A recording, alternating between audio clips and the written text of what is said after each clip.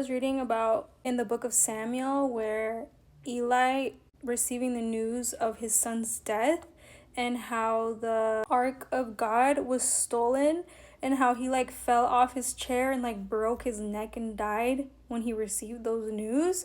God punished Eli for not disciplining his sons because they would like sin and like blaspheme against the Lord.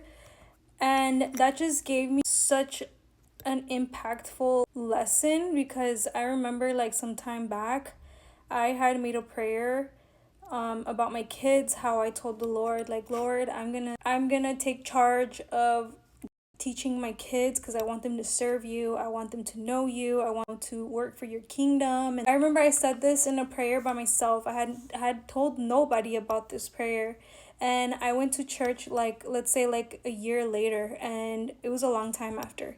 This man of God comes up to me and he gives me a word from the Lord and says, "You promised to educate your kids and teach them about me and my word. Don't forget that promise." And when he said that, I was like, oh my gosh, I didn't tell anybody about that. So when I received that word, it was like, whoa, like the Lord was holding me accountable for what I had told him and about, instructing my kids to follow him and to know him. So it's so crazy to me because Eli failed to discipline his kids.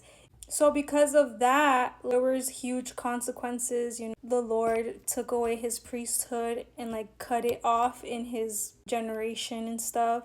All his generation were gonna die by the sword and like cruel ways and stuff like that. So it's like, wow, like be very careful when you like promise God something and you don't do it. This just had me thinking, like God is always speaking.